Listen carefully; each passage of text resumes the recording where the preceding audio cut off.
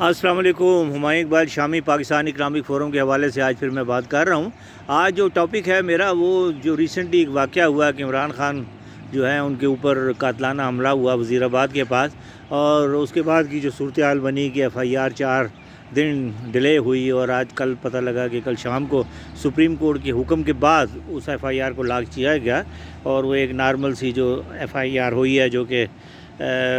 سرکار کی مدعیت کے اندر ہوئی ہے. تو اس سلسلے میں بتانا یہ چاہتا ہوں کہ جس طریقے سے یہ جو ڈیلے ہوا 4 دن کا، یہ بڑا کروشل ہو سکتا ہے. یہ اس کا فائدہ جو ہے ملزم کو ہر حال میں پہنچے گا، اور اس میں بہت سی ایسی چیزیں ہوتی ہیں کہ فرانسک ٹیکس وغیرہ آپ اس کے بغیر کروا نہیں سکتے، ریمانڈ آپ کا ہو نہیں سکتا، آپ کی وہ جو اسٹیٹمنٹ ضمنیہ وغیرہ لکھی نہیں جا سکتی. یہ ساری چیزیں جو ہے ملزم کو فائدہ دیتا ہے. پھر دوسری بات یہ ہے کہ عمران خان کا جہاں تک تعلق ہے کہ ان کا جو کیس بنے گا وہ بڑا ڈیفرنٹ کیس بن جائے گا، کہ ان کا جو میڈیکو لیگو بھی نہیں ہوا، اور میڈیکو لیگو جو ان کا اگر ہوا بھی ہے تو وہ ایک پرائیویٹ ہاسپٹل سے ہوا ہے، ان کا سارا علاج بھی وہاں پر ہوا ہے، جبکہ میڈیکو لیگو بنیادی طور کے اوپر وزیر آباد کا اسی ڈسٹرکٹ کے اندر ہاسپٹل کے اندر ہونا چاہیے تھا، بڑا ضروری تھا وہ. لیکن یہ ہے کہ یہ ساری چیزیں جو ہیں یہ الٹیمیٹلی جا کے یہ جو ہوتا ہے آپ کا ملزم ہے اس کو فائدہ دے گی. اور دوسری بات یہ ہے کہ یہ سارے فرانسک ٹیسٹ وغیرہ پھر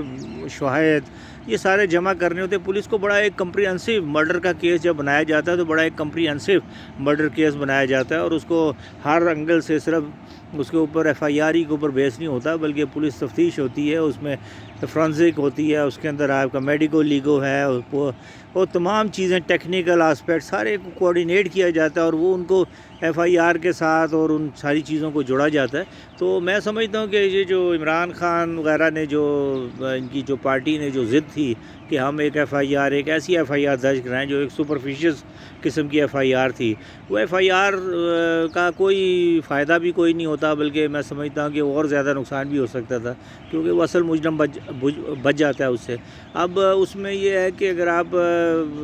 اگر کسی اور کو بھی آپ امپلیکیٹ کرنا چاہتے ہیں تو یہ جب اس کی ضمنیاں بنتی ہیں، پولیس تفتیش ہوتی ہے، تو پولیس اس کے دوران بھی کسی اور کو بھی نامینیٹ کر سکتی ہے. ایف آئی آر کا مطلب یہ نہیں ہوتا کہ وہ ایک شخص اس کے اندر ہے، وہ بعد میں بھی نامینیشن ہو سکتی ہے، لیکن اس کے لیے ایک پراپر ایویڈنس کی ضرورت ہوتی ہے، جو کہ بہرحال انہی لوگوں کو مدعی پارٹی کو ہی دینا پڑتا ہے کہ آپ بتائیے کہ آپ کیسے سمجھتے ہیں کہ یہ جو لوگ جو موقع پر موجود بھی نہیں تھے انہوں نے یہ واقعہ کیا ہے، یا ان کا کوئی اس کے اندر ہاتھ ہے. اب اس کے اندر کوئی ابیٹمنٹ کی کلاس بھی نہیں آئی ہے، اس 109 کا وہ بھی نہیں آتا اس میں، لیکن 7A لگی ہے دہشت گردی، تو اس میں لحاظ سے یہ ہے کہ یہ اسپیڈی ٹرائل ہوگا اور یہ جلدی ہو جائے گا. میرا خیال ہے یہ 1-2 مہینے کے اندر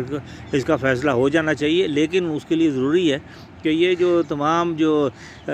پی ٹی آئی کے لوگ ہیں اگر ان کے ورکرز میں وہ تعاون کریں پولیس کے ساتھ، اور وہ تمام وہ شواہد دیں ان کو، اور وہ اس کے اندر پولیس کے اندر اس میں شامل ہوں، اور وہ ساری چیزیں ہوں، تو اس کے بعد ہی پھر یہ دیکھا جا سکتا ہے کہ واقعی یہ مقدمہ جو ہے وہ اپنے منطقی انجام تک پہنچے گا، یعنی اس کا جو ہے وہ اس کو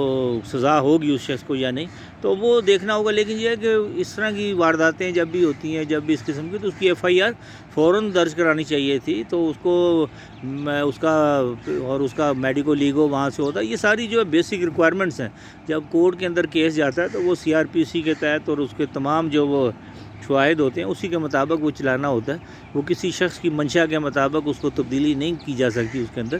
تو بہرحال یہ دیکھیں، اب یہ مجرم اگر بچ جائے میرا خیال کے مطابق، تو مجھے تو واضح لگتا ہے کہ وہ جو ملزم ہے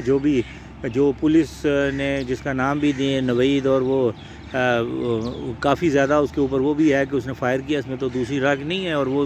مانتا بھی ہے کہ میں نے فائر کیا. لیکن اب یہ دیکھنا یہ ہے کہ جو قتل ہوا ہے، جو کیونکہ 302 کی بھی اس کے اندر کیس آیا ہے، تو وہ جو قتل ہوا ہے اس کے اندر، وہ قتل بھی آیا اس شخص سے ہوا ہے یا نہیں ہوا ہے، کیونکہ وہ شخص تو فائر جو اس نے کیا وہ فائر تو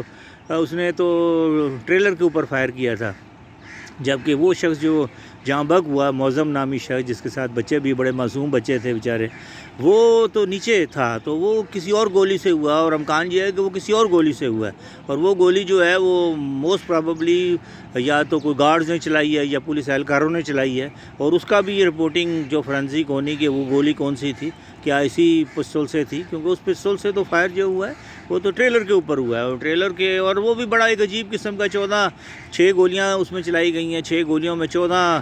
زخمیوں کا بنا دینا اور ایک قتل ہو جانا، بڑا عجیب سا مطلب لگتا ہے کہ کیسے ممکن ہے یہ ساری چیزیں. تو وہ لیکن بہرحال لیٹس سی، مجھے ایسا نہیں لگتا کہ وہ جو ملزم ہے وہ پراپر اس کو سزا مل سکے گی 302 کے مطابق. تو لیٹس سی دیکھیں اب کیا ہوتا ہے. لیکن یہ ہے کہ اس میں ان کی اپنی جو ایک سیاسی، کیونکہ اس کو ایک جو پیور لیگل کیس تھا اس کو ایک سیاسی بنانے کا